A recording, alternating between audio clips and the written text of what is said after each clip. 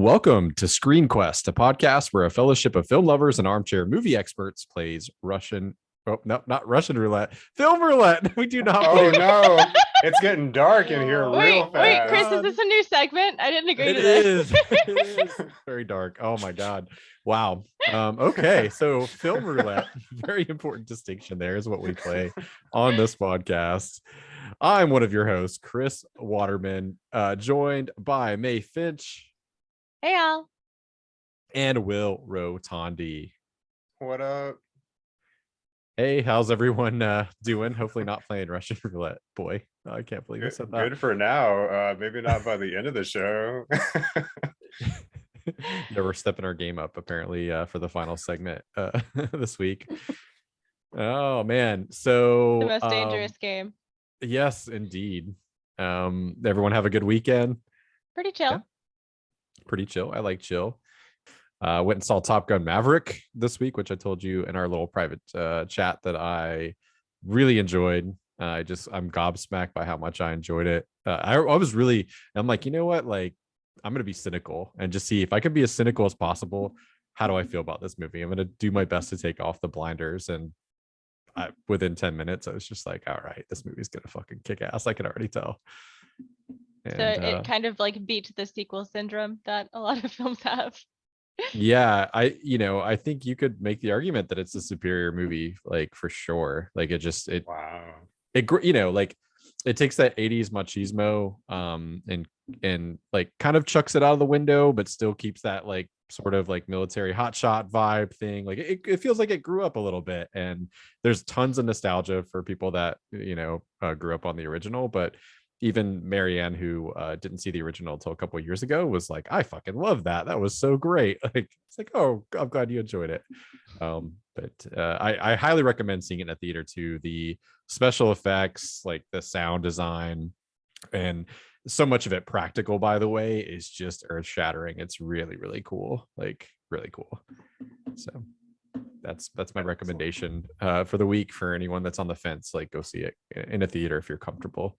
I just wanted to echo that because all I've heard is just great stuff. And when I saw the trailer in the theater and it made the whole room shake, I thought, you know what? Yes. And they look like planes. Like they didn't look, like hokey CGI. And I thought, all right, yes, I will go check this out, even if it's terrible. And apparently it's amazing. So even more reason to go and see it. Guess I have to ask, does Tom Cruise still look the same age? I mean, he's clearly aged, like, but like gracefully. He's got some good genes working for him. I feel like I'll tell you, aged in any single franchise he's been in. He's starting to show his age a little bit. The trailer for the most recent Mission Impossible, I definitely felt like I was like, "Ooh, I can see some wrinkles on your forehead." I mean, it happens to everybody. Like, not judging here, but yeah, I mean, he shows his age a little bit. Like, and I don't mean that in a bad way. Like, but he's played age appropriate, which is good. Like, I don't want to like spoil too much about plot points, but I'm glad that, put it this way, they didn't have him like going after like some 25-year-old, like as part of like the love interests. Like it's Jennifer Connelly, and they have great chemistry together, and like Nice. like the whole thing is really awesome. She also has aged like fine wine. She is a beautiful, beautiful woman, so pretty. And I'll tell you, speaking of like people getting older, boy howdy, Miles Teller, what a fucking handsome lad he is, dude. Like I saw Marianne kind of fanning herself a little bit during the little beach football scene. Like he is like really like bulked up for it, and I was like, shit, like Miles Teller, like really? Okay, like go on now. Like really, really impressive like physical transformation for him, and he pulls it off really, really well. The last thing I saw Miles Teller in was when they did the like Divergent, Insurgent movies, and he was just like the shithead kid that no one liked. Oh yeah, like I had to reconcile for about 10 minutes like the little band kid from Whiplash, right? Like I think that's like what I always think of when I think of Miles Teller. And yeah, like he's very believable in his role. I won't say too much more about the movie. Just go see it. It'll be a repeat watch in the theater for me for sure. My only regret that there wasn't a bigger crowd. Like it was a decent sized crowd because it was a matinee, but I was like, I should have gone in the evening. I bet you people would have lost their minds at some of this, but yeah. So very quickly for our opening segment, before we get to our side quest, we just wanted to take a moment to acknowledge the absolute pop culture firestorm that was June of 1982.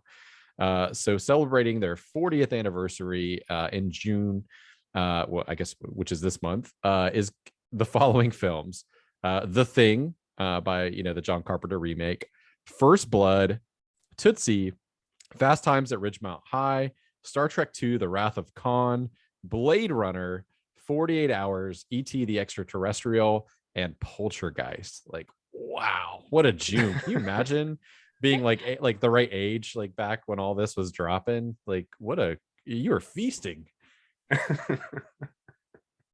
Does anybody have a favorite on this list? Like, it's pretty Wrath pretty of hard. Khan, obviously.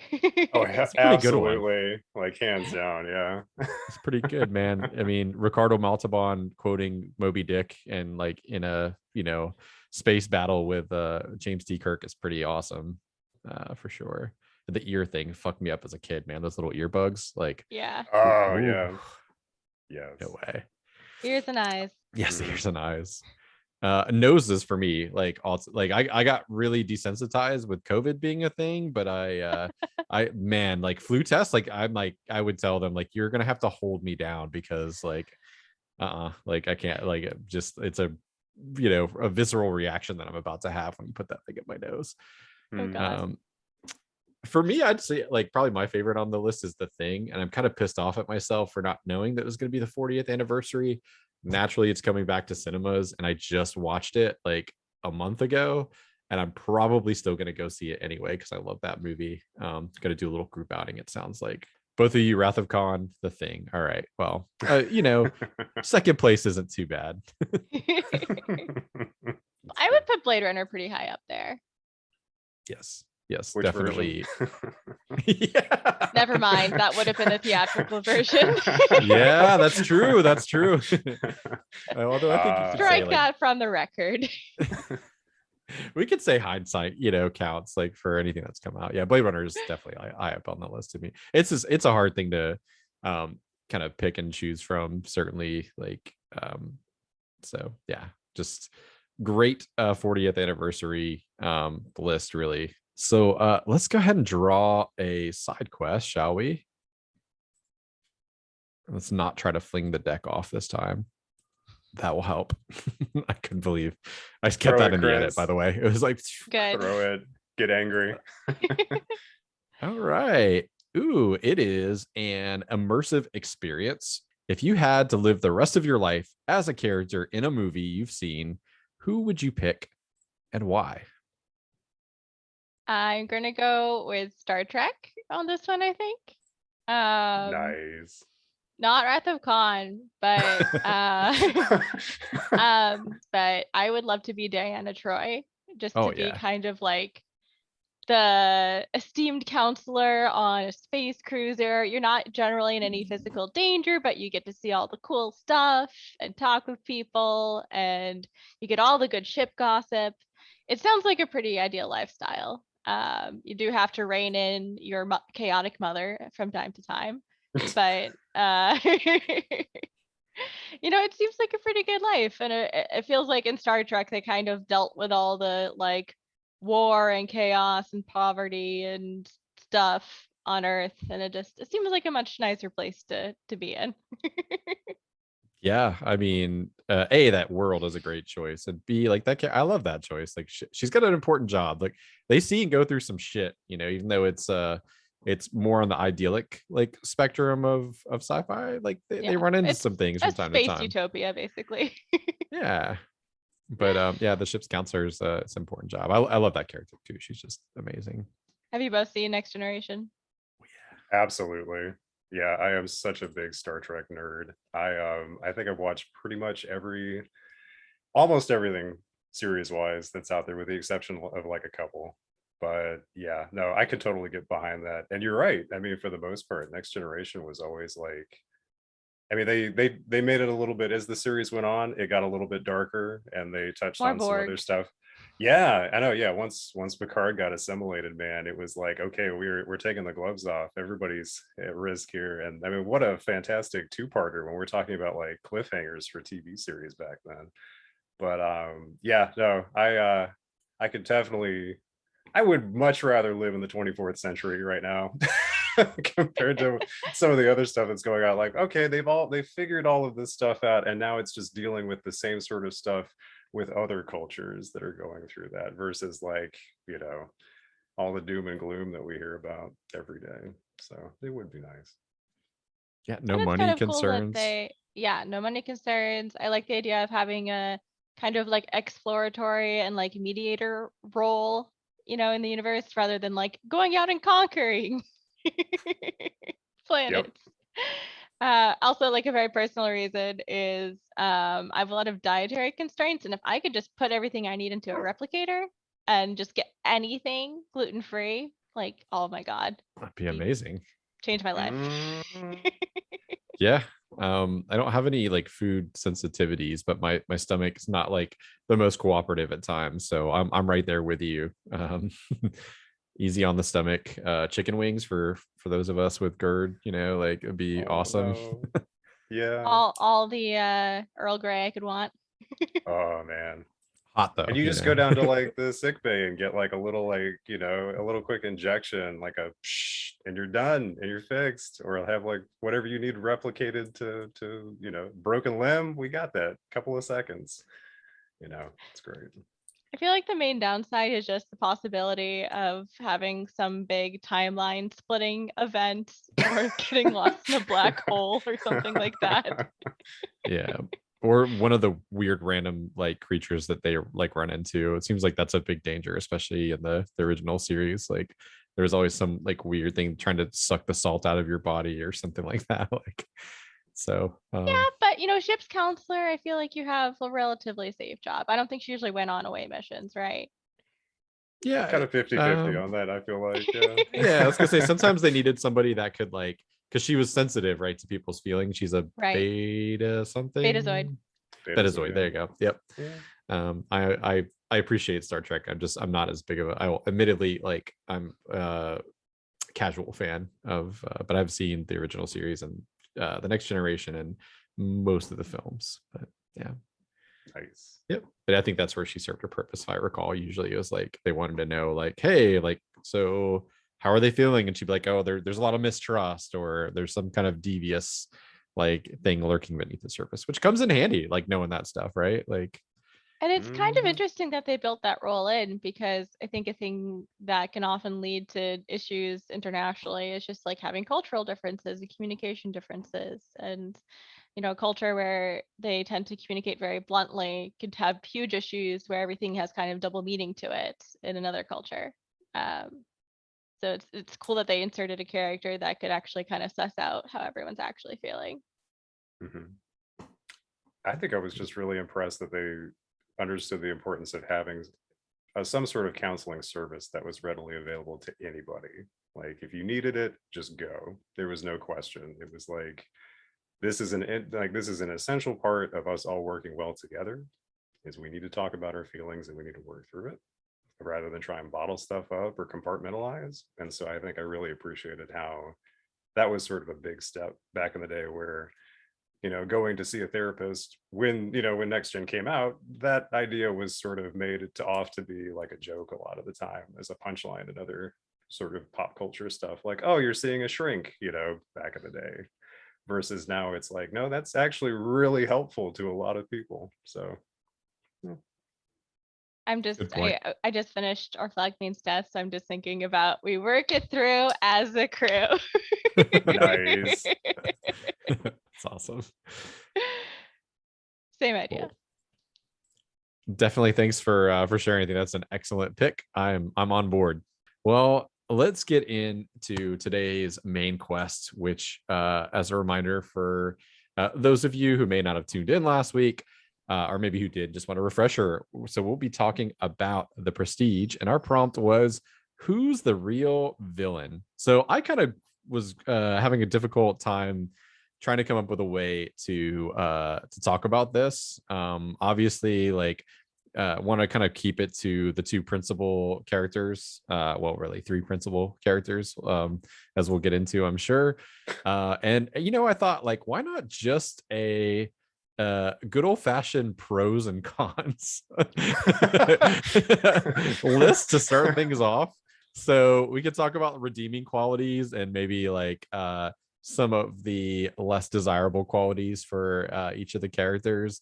And I'm going to allow you to like really like when we all come down and make our final decision at the end, you can decide one person over the other, both people, like however you want to do it. Like it's going to be your own individual judging criteria ultimately. But I did think it'd be kind of fun to like do a pros and cons column for these characters, because as I was telling you in our little messenger chat, I was having a hard time. Like I my feelings really kind of shifted all throughout that. This was only my second time seeing this film, and I was just like, man, I'm empathetic to this person, and now nope, like I don't like what you're doing there, and it just kind of goes all over the place. So I'm very excited to talk about this. So who do we want to start with, the Great Danton, or would we like to go the other route with the twins? I feel like maybe we should do a quick like summary first, just in case anyone Sure. hasn't like seen the film in a long time. Yes. I'm Start trying if to you want to like, do that, Chris. yeah, I will go ahead and I'm trying to think like how much detail I should give. So essentially the film unfolds over I don't know, well, roughly what, like a decade or so. It starts in the 1890s and ends maybe just at, like into the 1900s. That's where I was a little About bit that. fuzzy with I think the times. little girl at the end looked like she was about 7 or 8. So Yeah, so we'll say roughly a decade, and it tells the story of two magicians who start off as collaborators working side by side. Hugh Jackman and Christian Bale play the two magicians. Hugh Jackman is Robert the Great Danton Angier. Christian Bale is Alfred Borden. And also, as we learn later in the film, also has a brother who I don't know that we ever get the name, but there's an alias that they use, Bernard Fallon, that kind of stands in to assist with some tricks. Anywho, so at the beginning of the film, Hugh Jackman's wife is a knots expert who is part of a trick where they drop her into a water chamber and she gets out of ropes and emerges safe and sound. And what essentially happens is Christian Bale ties a knot that is not the one they agreed on, because he feels like it's the better knot for the trick because it's more safe as she's suspended, even though it's less safe with her in the tank. Results in Hugh Jackman's wife's death. Her name is Julia, I think. Julia. Yep, it is. So this leads to a decade-long rivalry between the two men that sort of starts as like a bit of like revenge, just kind of straight up revenge of Angier going after Borden, and quickly kind of turns into a competition for the most impressive trick, most asses in the seats, etc.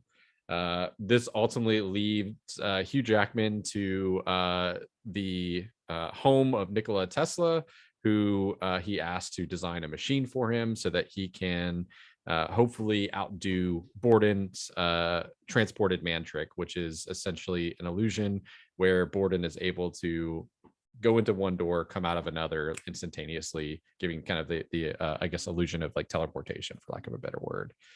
And if you haven't seen it, listeners, Tesla is played by none other than David Bowie. David Bowie, yes, wonderful. With a nice honorable mention to Andy Serkis, who plays his assistant. I love him so much. Nice little New York accent. God, I miss New York, you know.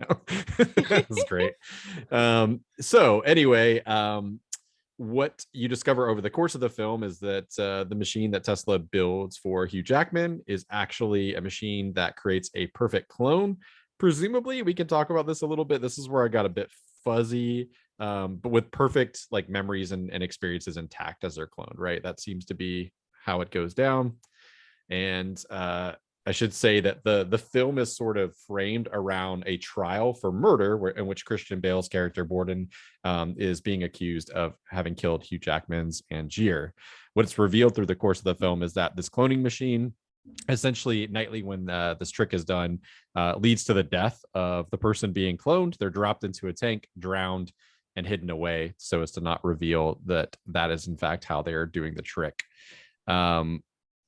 Ultimately leads to the hanging of Christian Bale's character. And it is revealed that his transported man trick was accomplished by the use of a twin who shared basically double life, I guess, for lack of a better word. So him and his twin took turns being both Borden and his assistant Fallon, and including, I guess, we'll again get into being involved with each other's like loved ones and everything. I mean, it was a complete and total sharing of lives, as it were. So the film ends with Borden being hung and the revelation that he has a twin out there. The twin confronts Angier, shoots him, and walks away as a building is burning, and you see all of the drowned clones in the tanks. Of course, the great kind of bookend speech by Michael Caine says that like the best magicians, like making something disappear isn't as important as making it reappear. And it's revealed, that Fallon, who I guess is like the real Borden, it's not really like the real Borden, but the father of the child, takes the child away to safety. And Michael Caine has a look of sort of redemption on his face as we cut to credits. So that's my very, very poor explanation of The Prestige. It's a lot of ins and outs. The structure of this movie is so wild. So, but that's essentially the plot of the film. I don't know how you could have done any better. Are we going to start with Angier, or do you want to start with the twins, Borden / Fallon? I say Angier. Angier, okay. So, let's go to the pros column. We're gonna do pros and cons. Let's start in the pros column with Angier, and I think this will just help us kind of like ultimately weigh in on both of the characters, and it really is the only way I could think of that would be like fair, so to speak, because I think each of them have redeeming qualities, and both of them do some truly awful shit. So First off, clearly a devoted wife guy. At the start, anyway. I thought I noticed a new detail this time. This was like my fourth rewatch. And I didn't realize the only time he didn't kiss his wife's leg was the night that she died. And that was Ooh, yeah, I just didn't like pick a up on little that either. heartbreaking detail I just noticed this time. But anyway, yes, he is a good showman. So he has that going for him. I think you can tell I don't like him very much. So Yeah. I don't have a lot on this list.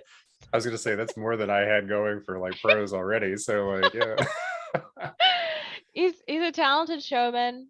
I think this isn't necessarily a pro, but I think you can sympathize with him for the first part of the movie, and when he first attacks Borden, doesn't justify it, but it is very clearly still about his wife, and I think it's that slow transition into it becoming clear that it's not about his wife, and he's starting just to use her as kind of an excuse to continue hounding and pursuing Borden, that you kind of lose that sympathy.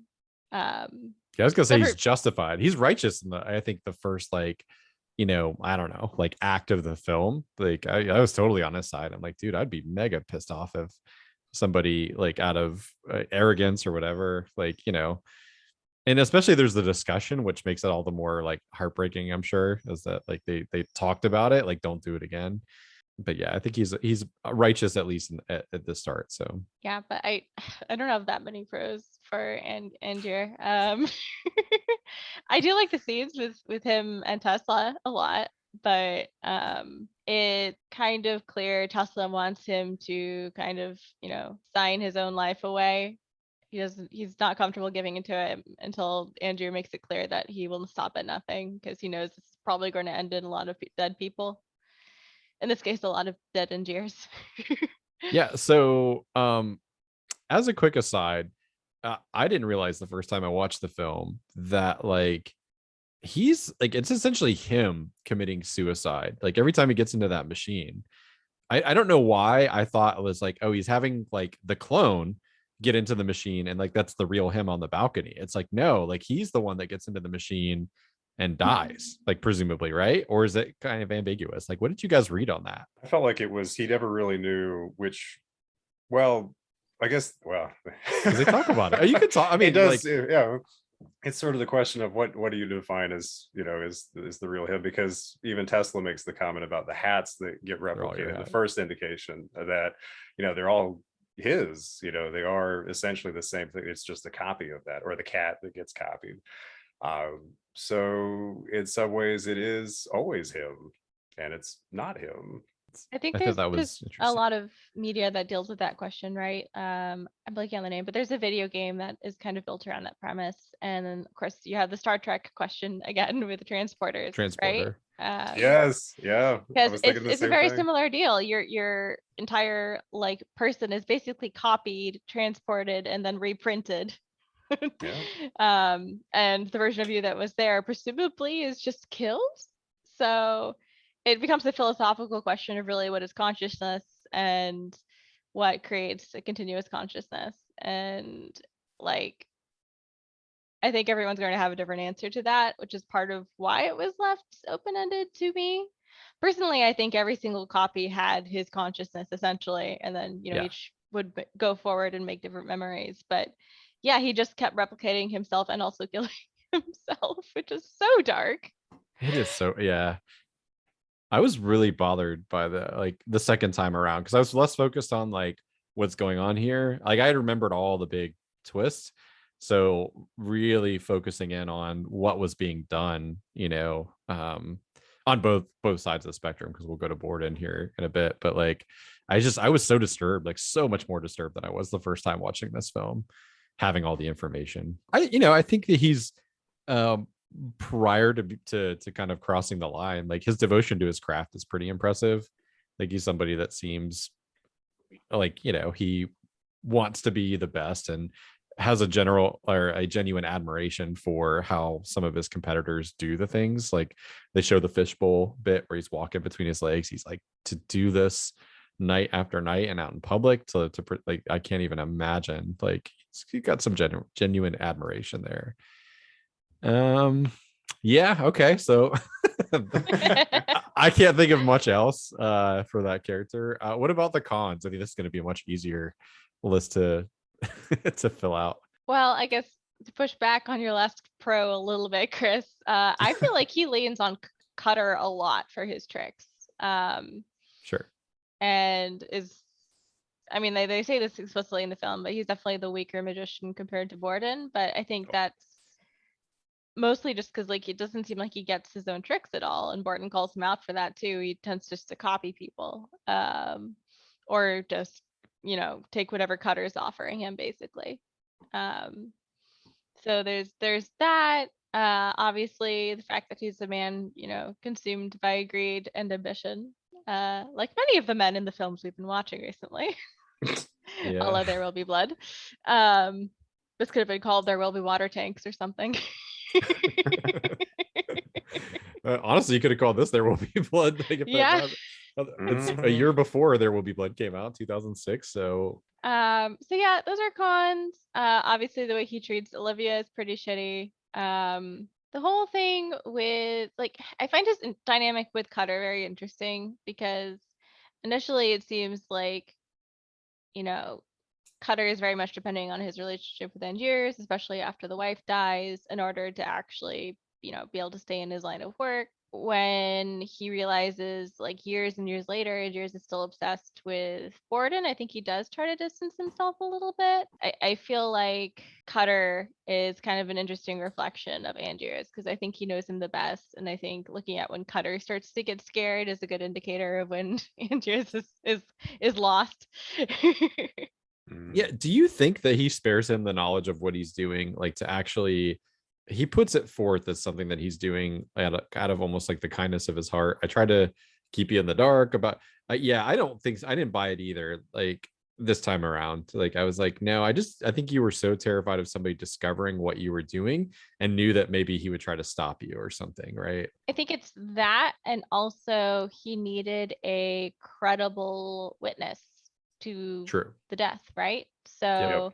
making sure Cutter was around but not aware until that final night meant that then I think his testimony, at least the way the film portrays it, was kind of the clincher in terms of getting the conviction of Borden. Yeah, I mean, let's not forget child kidnapping, essentially framing for murder. The kind of the lengths that he goes, that scene is quite chilling. Just the haunted look in Christian Bale's eyes when he's trying to get somebody to as attention to be like, that's the fucking guy, he's got my kid. And it's the first time you really see him, I think, fully break and is just desperate, right? There's no confidence, there's nothing but just desperation. What a terrible thing to do to somebody who's like condemned to death, like, I'm taking your child, bye-bye. And on such a level, it's in Angier's eyes, or at least the way he rationalizes it, is that it's kind of a life for a life, with losing his wife. But that was ultimately an accident. Borden was being arrogant, but it was an accident. And Angier's like framing of Borden and kidnapping of the child is a month-long, like detailed, premeditated plan. Yeah. Yeah, he's assumed an alternate identity, right? To do it. He's framed him for murder.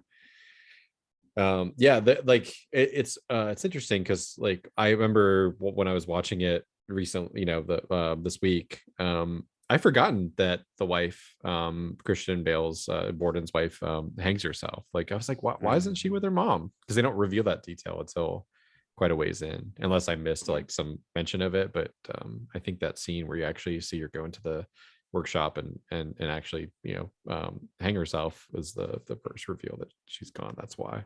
I've heard theories she was actually killed by one of the twins, like the one that wasn't in love with her, because she had been planning to go talk to Olivia like that day or the next day, and reveal the secret. And it does kind of make sense. Like obviously it's hard to know the mindset of someone who is suicidal, but the idea that she finally realized that, he's two different people, I feel like that would, if anything, be horrifying, but also be like, okay, well, I can do something about this. It's not just that I'm trapped in loveless marriage, right?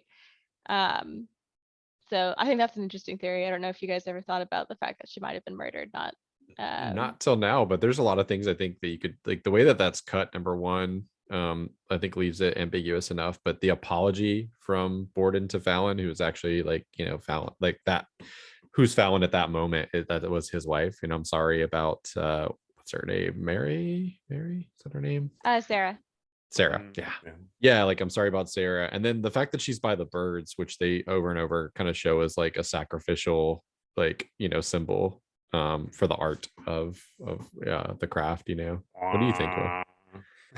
Yeah, no, it was kind of, so maybe another tangential aside, the thing that I caught this time around that I thought was really creepy was that there's a scene before Sarah presumably hangs herself where their daughter has her hair done up and it looks like she has two nooses on the sides, the way that her hair is braided. And I didn't notice that until this go around. I was like, oh shit, like that's that's dark, and I know it's coming, so that was some like really random, and like the second go around really, like, I don't know, off-putting foreshadowing that went on there. I actually had to take that back. I think I remember Christian Bale's character getting hung, but I didn't remember his wife committing suicide. So then when I saw both of those, I thought, oh, so then there's like the two versus just the one. But yeah, that to me, I just thought that was really interesting, like the little things that you catch going back. But I guess we're still on the are we still on the cons list, or where are we at now? I mean, you put forth either. If you've thought of other redeeming qualities, I'll hear them out.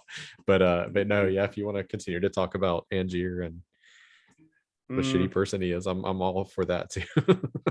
I remember, so the first time that I watched this film, I remember kind of rooting for him at the beginning, like understanding, like justifying why he was like as vindictive as he was. But the second time around, I watching it again, I just feel like his ability to just immediately want to go and just shoot the guy, I thought, nah, I mean, yeah, I could understand that, but I probably would have gone a different route to try and get the justice that you want. His idea of just immediately wanting to grab a gun and go shoot somebody was a little too that to me was like the big red flag, the con, or I guess the big con about like, yeah, I don't know if I wouldn't trust him.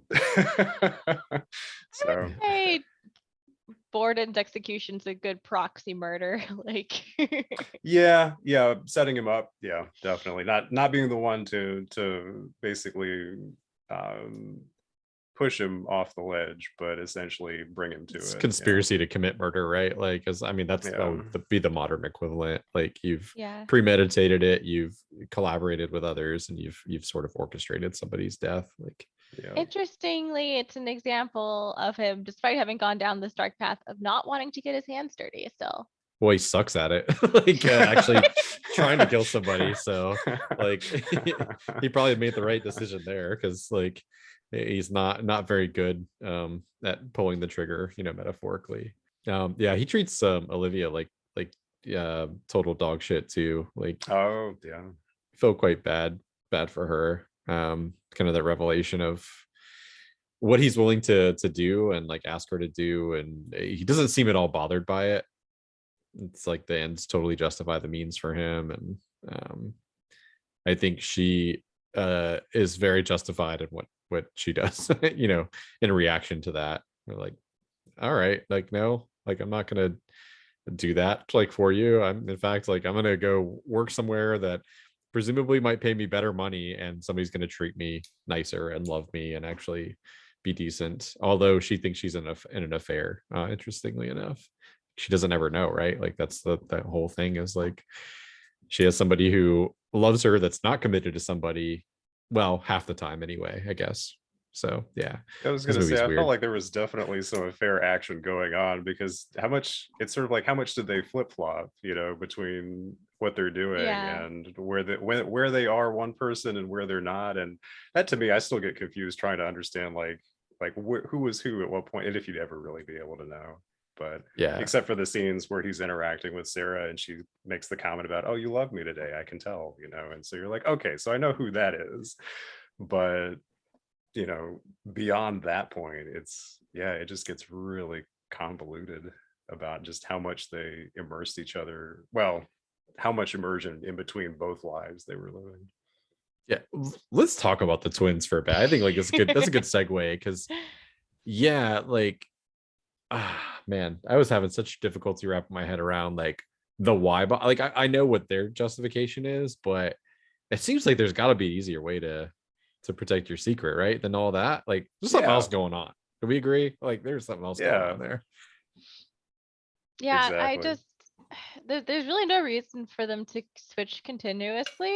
Like, if they both did want to have more independent lives, like, one of them could have stayed as Fallon or even a different get up most of the time, and then they could have just been dressed the same for the magic acts. I think the strongest reason that the movie presents is just that neither of them wanted to be the man that disappears, right? They both Mm, wanted chances in the limelight. But I still feel like they could have had more independent lives off stage.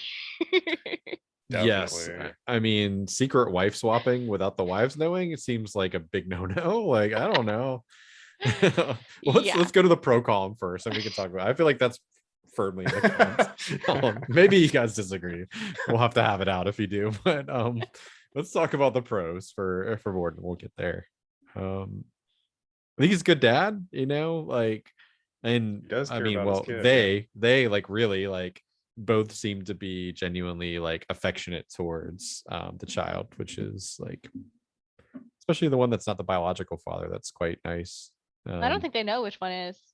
Yeah, I guess that's a good point. Oh God. All right, we gotta stay away from that. We'll get there. Okay. We'll stick to the be nice to the child for now. Ooh. Yeah. Generally, yeah, I don't know. They would get into screaming matches with her mom with her in the room, which seems like not great. But they just, I would say, of like Borden's capacity to show love and be like human with people, he's like the best with his daughter. So there is that. Yes. And I think it says a lot that he was willing to sacrifice his secrets for her at the Yeah. end. Yes. Yep. Rips up Angiers rips up the prestige Mhm. that he reveals, is finally willing to give it away. He was also willing to try and help Angier too at the very end when he thought he was drowning in the tank, and he went Yeah. and grabbed he actually tried to save him. So Yep. He yells for help too. Like, yeah. makes a good effort of it.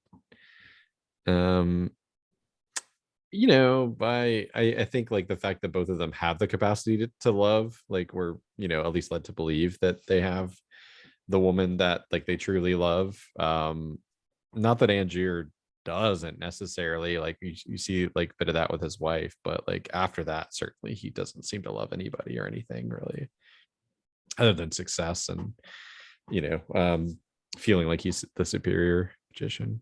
Borden never tries to shoot anybody that I can recall. Till the end. Yeah, there is technically that, he nicks Michael Caine, I guess, like in the arm, right? But that justified he's being fucking yeah, trying to escape. Yeah, like, Oh, that's call that another shitty self-defense. thing Angier did. I forgot about the burying alive. Yeah, that is true. Yeah, because he was covered up in sand, right? Or like, yeah, He could have died yeah. very easily. Yeah. Mm-hmm. But yeah, I think another pro for Borden, or at least why I like him a bit more as the character, I think, is that he seems to take genuine delight in the magic that he does. And it feels like, of course, he wants the like crowd to love him and everything, but it seems more of a dedication to how seriously he's taking the craft and how good he can be, and less about the fame. Whereas with Angiers, he can't understand that. And he's like, but you wanted the fame, right? Like it's the faces. I think that's his like last dying comment, is trying to understand why Borden did all this. And I feel like I respect, pursuing a craft in order to perfect it more than just, pursuing fame. Yeah, didn't care. Like, I mean, there's even, I think, some discussion of more certainly on like Borden side of things, of like, let's just like let it be, like let bygones be bygones. We need to move on and do our own thing. And I don't think I really ever got the impression that Angier was wanting to do that. Cutter tried to talk him like, hey, he thinks we're even, like let's just like do that, but Angier has no interest. And I think the fact that Borden's willing to walk away a couple times is probably a good check mark in the pro column for me as well. I'd agree. And also just the fact his pranks are funnier generally. Like breaking his leg. Okay, they're all violent. Okay, Those not hijinks. saying that's good. But ironically, there's more of a flair with Borden's, like with the like coming out on stage and tying up the double. Oh It's yeah. true.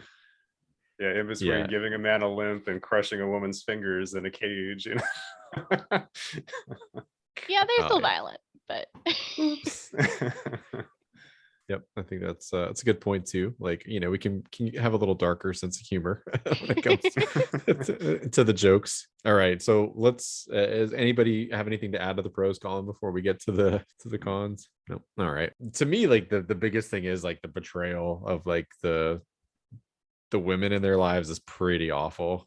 Like it's, I mean, could make a very, I think, compelling argument that it's non-consensual, sex, like even just on a base level. And then there's the emotional kind of battery too, especially once Sarah discovers the truth. Like that would fuck you up like big time, right? Like that's a horrible, terrible thing to do to somebody.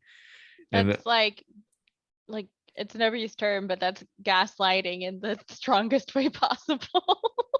yeah, Definitely. absolutely. And as we kind of started to talk about, I don't understand. Like I think that there's something deeper at play, and like in their psychology, because I can't for the life of me think of like a really good reason to, like, in their personal lives, maintain like the back and forth, like the flip-floppy. Like I just don't get it. I'm willing to listen if anybody can come up with a reason, but it's just like, why go that far with it? He like puts why it they forth as were- like a sacrifice, but I'm like, no, I don't. What are you sacrificing? You don't need. It seems like completely useless and unnecessary is the word that kept coming up in my mind. It's like, this is unnecessary. I Not think agree. Nolan wanted a wife swap. It's all about the directors. He's workshopping some stuff. Like, Well, it was like yeah. he and his brother wrote the screenplay, right? So what? Oh man! Oh, I don't. It You're like, it would make a really good idea. And I don't know, if they're married, but I just imagine them at like the premieres and both of their wives just like glaring at so, them. or like why Like- the brothers were both okay with it. Like both of them seemed so much, because they seem like the same person. It's like, how did they both just make that decision together to be okay with doing that? So just kind of off of what you said. I was just gonna say it's clear that they do have disagreements too, like over Sarah mostly, but Olivia as well. It just seems like they're not as in tune as they're supposed to be. And like that would cause more rifts / issues than it does. I don't know. The whole thing, like, it grossed me out so much, like, because the first time you're watching it, you don't understand like what's going on, and you can kind of think back on it, but seeing it unfold and being like just ew and why, it's just the two words that kept coming out of my mouth like over and over. But like, is it a twin connection thing? Like, is it just like one of those, like, is it like a bonding thing for them, do you think? Like, again, they say that it's part of their craft, but I'm like, there's got to be something else at play here, right? Like, They're into it. I don't I don't know. you'd have to, you'd have to be like, I just don't buy that, like, you're like, and maybe not just like the sexual aspect, like, I know like we're joking about that like over and over, like, but like I think maybe it is like kind of like an identity, like maybe it's kind of like to get off like being somebody else and living a double life, like, that might be an appealing thing for each of them to be somebody else. I know the diary was a plant, but when Andrew is reading Borden's diary, he talks about like, craving the stability of home life while also trying to be free of it. And I think it's supposed to hint at the fact that they're two different people, but I also think probably each of the brothers felt that contradiction to an extent. And so it was Yeah. freeing being able to not be, husband and father for half of your life, and then also having the opportunity to be a husband and father for half of your life. Yeah, go have a night out with the boys, like, and you don't even have to hear about it, just Oh like, God. hey bro, I need to blow off some steam for a couple days, you got me, cool. Like, I don't know, yeah, that's probably, you're probably not far from the mark, honestly. Like, I think would be the appealing side of it, certainly. I think that the kind of like commitment to the craft thing, similarly to how Angier justifies all of his actions by the death of his wife, like I think it's just kind of their cop out. Like, this is a good enough reason, right? Yeah, maiming your twin brother, like, just because you got your finger shot off, seems incredibly fucked up thing to ask somebody, like a physical deformity for the rest of their life that they have to, just because it happened to you. The fact that it seemed like the brother that wasn't in love with Sarah also just really didn't even try with her was especially heartbreaking, because it's like, if you're gonna mess up this terribly and do such an awful thing to someone, the least you could do is commit. And like, he's Yeah. supposed to be a magician, right? Great at illusions, and he just didn't put in any effort. The whole thing is shitty, but just like the fact that he caused the extra emotional and mental turmoil for her by not even being that convincing of a double. Yeah, I think it's very it's kind of awesome that she can see through that. I love the idea that she has this power of perception, or maybe it's just the emotional bond is so strong with the one that the other, like, could pick up on that. I suppose, like, if you're with somebody long enough, like, you probably would know, right? There'd be subtle behavioral changes and things like that you'd probably pick up on subconsciously, if nothing else. It's a little satisfying when Olivia sees that and is like, you know what? I was fine with the affair, but that is a step too far. Get out of here.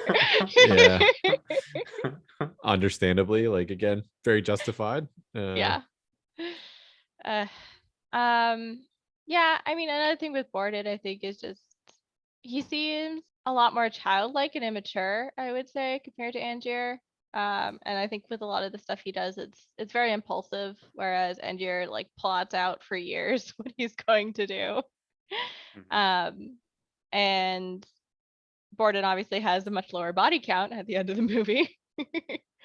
Yeah.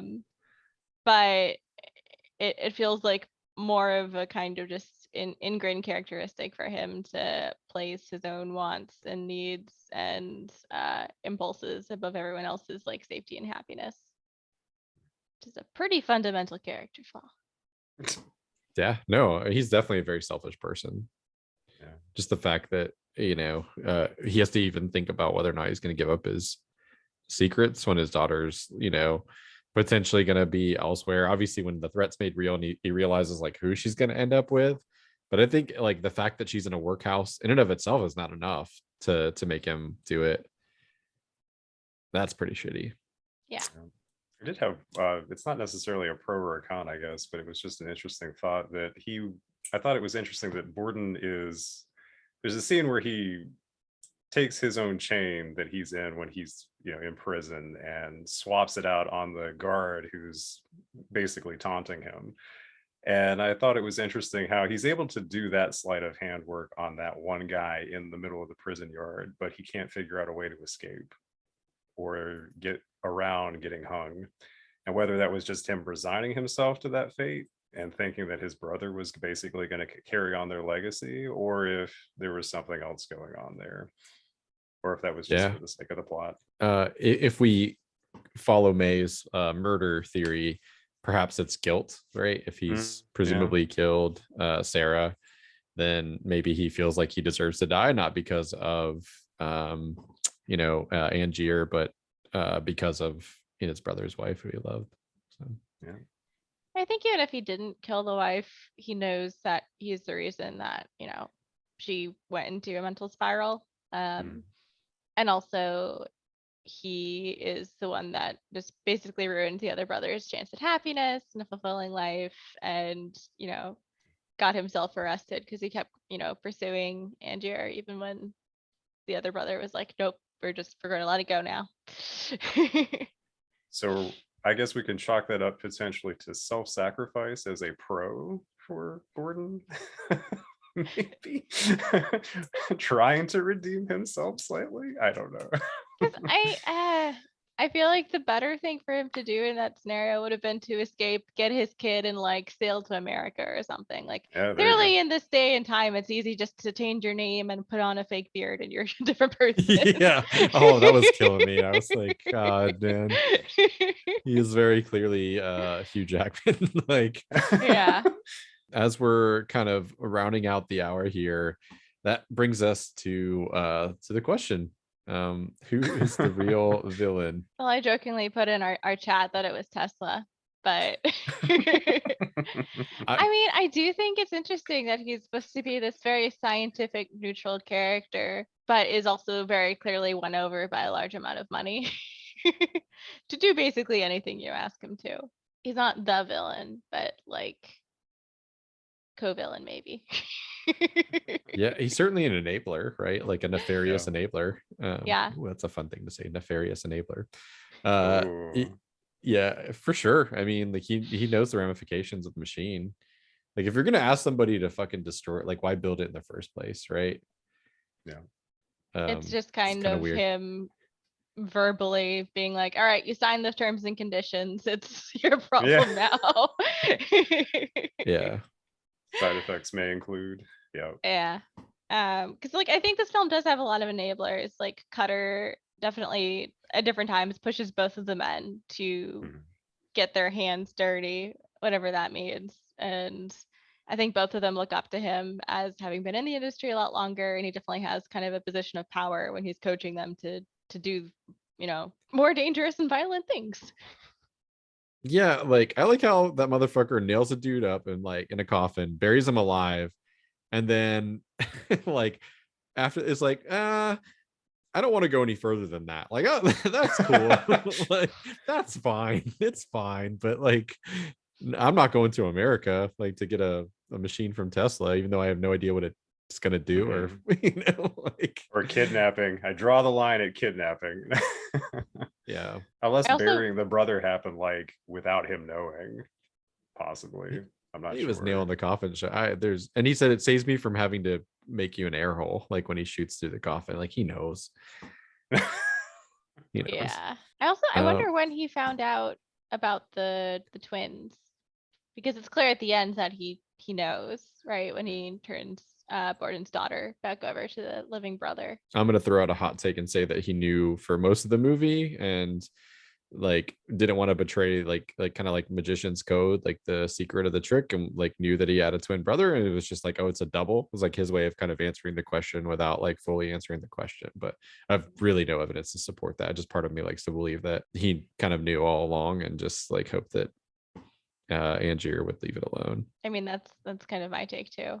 Anyway, that's all my roundabout way of saying that I do think Angier is the ultimate villain, but I do think he has a lot of pressures and enablers on him that kind of make it hard for him to change course very well. Cutter and Tesla, namely.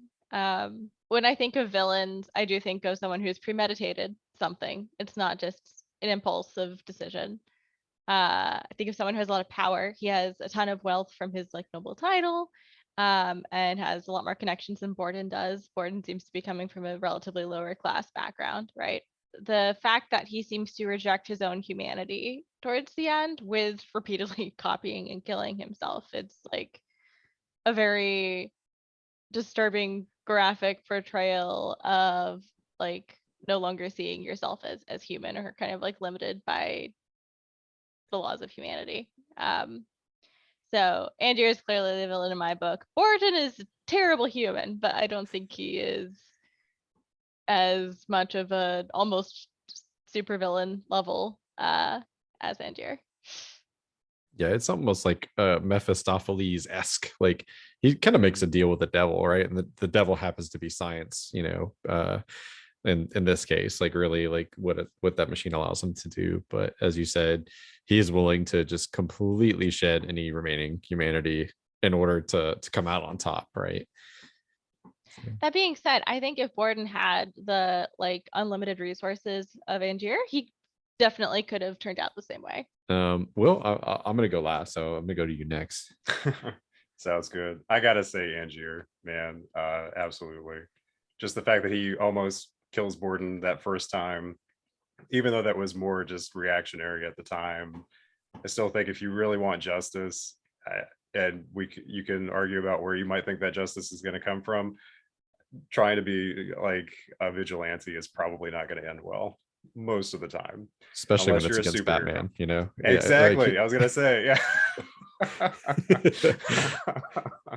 So that for me, I thought, yeah, that's pretty much that. Killing multiple versions of himself for the sake of just covering up his act, justifying that as a reason for doing all this showmanship, just the very nature of his showmanship, wanting to be the center of attention, wanting to be the the most important guy in the room, wanting to have it all be about him regardless of the cost. Stealing this guy is basically ransacking Borden's his office space just to justify having stolen his diary, which, as we all learned about later, was a trick by Borden anyway. But like trying to steal his secrets, trying to steal his the tricks that he does, just basically doing whatever he can to screw that guy over, and anybody else is collateral around him. I just thought, yeah, there's no redeeming quality about you. You're just basically a really big tragedy of a character, and there's no redemption for you. So he is definitely hands down for me the bigger villain of the two. For me, the real villain is magic. No. Gonna trust in science. Science is the villain too. I mean, Yeah. who can trust science, right? When there's plenty of YouTube out there to give you what you need. But science didn't give these men guns. Yeah. Just a transporter machine. If you have to come down on like one of them, but really like kind of sitting outside this morning and enjoying my morning coffee, I was just like, really both of these guys are villains, but the prompt is who's the real villain, and if I have to pick one of them, it's got to be Angier. I think that he is classically tragic in that like you get sort of that origin story, like you get a sort of a thing that puts him down on the path, that the death of his wife is the catalyst, and then from there on, like there are really like no meaningful human connections in his life other than the ones that further his, stature or bring him closer to whatever his goal is. Like, people are just another set of tools, basically. um the use of the machine, but really like the again, the kidnapping the child and sort of gloating at the end, like that's what really, I'm like, yeah, there is no semblance of a good guy left in there. You could have won any number of ways, like just the doing the act would have been victory enough for what he claims to want, right? Which is to be just like to have the better like illusion. And he can't even stop there once he's won. He's always got to kind of one up himself. So yeah, I agree with both of you. He is the real villain, although I say that the Borden twins are also villains in my book. I don't think that they're even remotely like nice or redeeming. I wouldn't call them heroes. I'll put it that way, or even anti-heroes. I think they're equally shitty, just less shitty on a grander scale, I guess. But I would agree. It's also like we get this like maybe 10-year window into their lives. Like they could have screwed over a lot of women like before the suspense of the movie starts. I highly doubt that ScarJo was the first mistress that they shared. And again, like, oh god, it's just like, yeah. So this is a little bit of a twist on the usual budgetary question.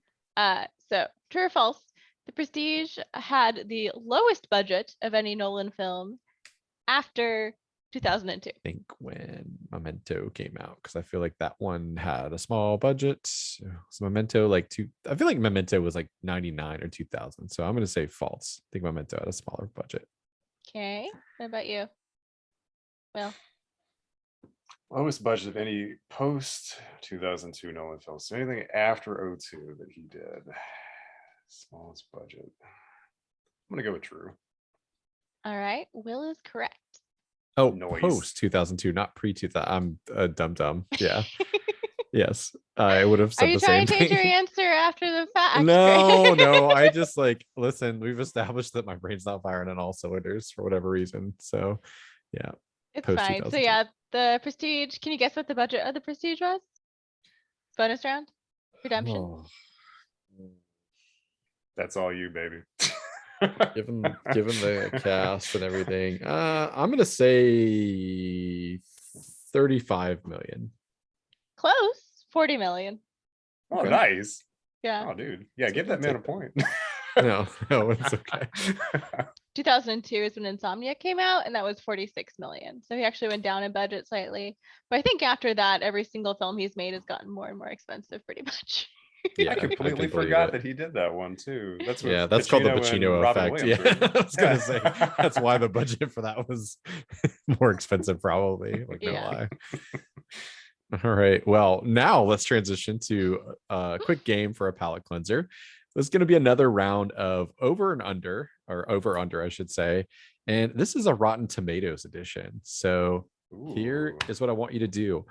I'm going to give you two films. You tell me which one you think has the higher Rotten Tomatoes score, or you can risk it for the biscuit. If you think they are tied and you guess correctly, you can say tie. I will give you double points if you're correct in the event of a tie. Is this the critics or is this the audience? Critics. Yeah, not audience. Strictly critics. Aw. Critic score. So in the spirit of today's episode, your first one is the Battle of the Nolan films. I want you to tell me, did The Prestige or Dunkirk have the higher score? So The Prestige or Dunkirk? I'm going to say Dunkirk. I'm going to say Prestige. All right. It is Dunkirk at 92 versus Prestige at 76. Oh, so I thought it would be that's a closer. point for me. Me too. Good guess. Next up. Or not guess. Good selection. I knew that. I I was memorized gonna all say I of should Rotten not. I Tomatoes. shouldn't assume any guess. Yeah. So next up, it is the battle of the Pixar films. So Oh, yeah. Up or Toy Story 3. Which one had the higher score? And again, you can, for any of these, you could say they're tied. Is that a hint? No, just a reminder. Well, we went over the All the right. rules once. It's an act. It's misdirection on the part of the magician over here. I'm going to say Up. I want it to be Up because I feel like it just generally knowing both, I feel like it's the sadder of the two, but yeah, I'm gonna go with Up. They are actually tied at 98% on Rotten Tomatoes. Yeah, I bastard. didn't say it was wrong. I just said it's just not wasn't intended as a hint. It was a reiteration of the rules. I don't like fake ads, Chris. The choice is all yours. Your fate is He in your uses a hands. double. It's a double. They're not brothers. I never said brothers. It's a double. All right, next up, it's the Battle of the Star Wars. So we have Star Wars Episode 4, A New Hope versus Star Wars Episode 5, The Empire Strikes Back. Oh, episode 5. Yeah, Empire. By 1 point, you're both correct. So that was a Whoa. point each. I thought, for some reason, I thought the first Star Wars had like significantly lower critical acclaim just because it was so new and weird.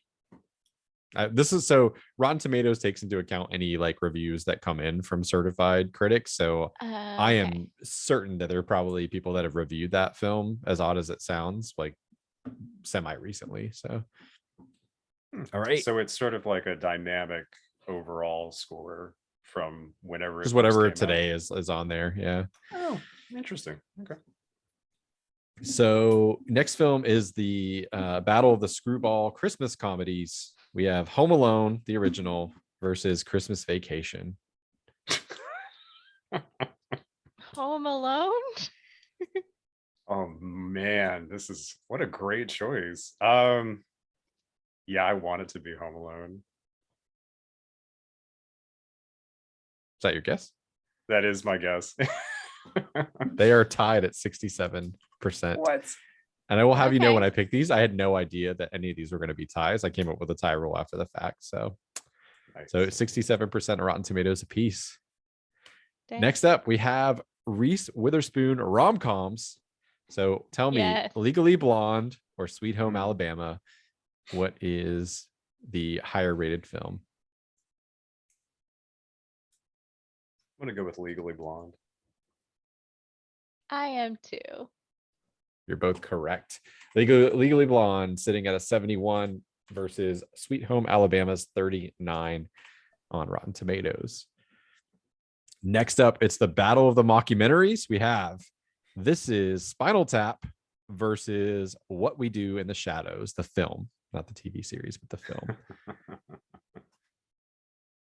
I'm gonna say What We Do in the Shadows.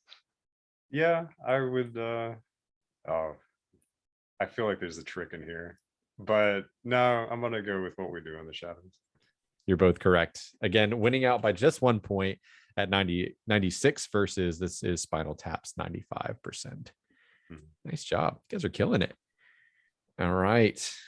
Next up, we have indie horror debut films with The Witch. So the Dave Eggers film, The Witch, versus Hereditary, Ari Aster's debut. I have no idea on this one, so I'll just say whichever one Will doesn't. Nice. I'm gonna go with Hereditary. So The Witch for May. May gets the point. Again, Hey, 1 point you're separating. Again, welcome. I had no idea that these scores were going to be, but I'm yes, sorry, Will. No, don't 89 for apologize. Hereditary, 90 for The Witch. I really didn't know that these scores, some of them were going to be so close. I just Yeah. like picked the movies and then went in and filtered out. So, all right. We have a couple more. So the next one is Battle of the All-Time Classics. So Casablanca versus Citizen Kane. Ooh. Oh shit. I'm gonna say Casablanca. Hmm. So if I say tie and I'm wrong, do I just don't get anything? Is that basically No it? penalty. No No penalty. penalty. Yeah. There's no. I'm gonna be. I know it's not gonna be right, but I just want to do it anyway. I'm gonna say it's a tie. You're correct. Shut 2 up. points for Will. So at at 99% on Rotten Tomatoes, Casablanca, Citizen Kane amongst the highest rated films. Man. Notable that Citizen Kane knocked down a peg, but from a recent review that took it down from 100 to 99. Some asshole like went on there. Bastard. Gave it a bad review. Much to the annoyance of the internet. I tell you what, that was an interesting couple of weeks in some of the comment sections of some film pages I follow on Facebook. Orson Welles All right. gonna come back and hurt you, buddy. Don't do Yeah. it. It's gonna be like Uncle Seth, except Yeah. like more Dude, malevolent. yeah, from the grave. You want to talk about, I was gonna say, like, the greatest showman, you better watch out. He might, yeah. So penultimate pairing of films, it is the Battle of Studio Ghibli, beloved classics. So we have Spirited Away versus Princess Mononoke. Hopefully I'm saying that right. I'm gonna go with Spirited Away. I'm gonna go with Tide. Oh, All right. Will gets the point. It is Dang. Spirited Away at Aw. 97 points versus Princess Mononoke at 93. So they are is close. that the one with the cute little dust mites? Is that Spirited Away, yeah. Yeah. Oh, yeah. Finally, to bookend this episode with something else in the spirit of discussion, we have Top Gun, the original, versus Top Gun Maverick. Oh man. All right. Come on. Now, if I'm assuming from everybody's like recount of how awesome this sequel is, I'm gonna have to go with Maverick already. Like, I feel like critically people have loved it. So Wait, hold on. What's our score? This is the last question, right? Oh yeah, I should probably do a score update. So let me tally up really quick. Chris is like, Okay, the May scores has don't 5 matter. points. Will has 6. I can do a tiebreaker if need be. But Oh hell yeah. I have to say differently than Will then. I'm Yep. gonna go with the original Top Gun. I'm gonna go Will- with Maverick.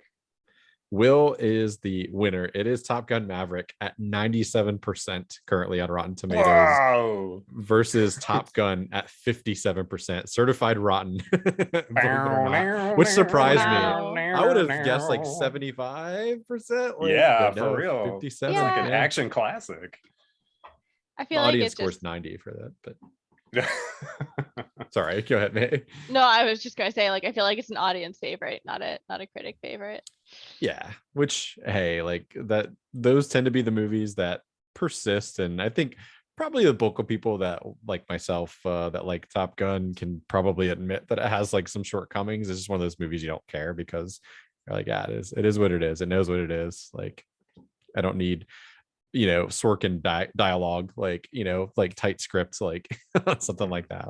I'm cool with the I feel the need for speed and all the other goofy little one-liners. So Oh yeah. all right, let's draw our next main quest and skedaddle. While I'm shuffling these cards, do either of you have any hopes on like what you want to see? Is anybody itching for a particular, like, not film, but like one of our categories? Kind of want to do another Camper Cringe. Camper Crunch. Yeah, those are always Nice. fun. All right, here we go. Let me draw it. It is a Deja Vu, and it is numero uno, Equilibrium by Mr. Rotondi. So it is a Will pick, Yes. and it is Equilibrium. Oh my god. I'm Amazing. We were so just talking stoked. about this like back and forth on Messenger, I feel like. Yes.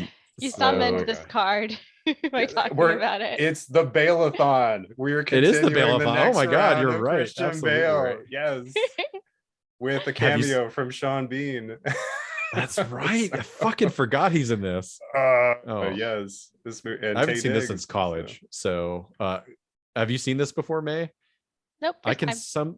can sum this up for you in one buzzword that was associated with it. Gun fu. Gun Yes. fu. Oh, So it's there so you go. good. There's a little tease of Amazing. what's to come. I cannot my God. wait. So just to remind everybody, a deja vu is basically choose a film that pays homage to another film or genre, and whether or not that homage is successful. So that's I know it's been a while since we've had one of these, so I'm very excited to see this. I haven't seen this in many years. Thanks for joining us. We'll see you next week with a discussion around Equilibrium. For now, you can find us on social media at ScreenQuest Pod on Twitter. Please interact with us. We love those Friday film polls. and let us know who you think is the real villain of the Prestige. Is it Magic? Is it Michael Caine? Is it David Bowie? Is it the great Danton's hats? Like, that's probably the answer that we should have arrived at. Anyway, we love you. We'll see you next week. Bye. Bye. Bye.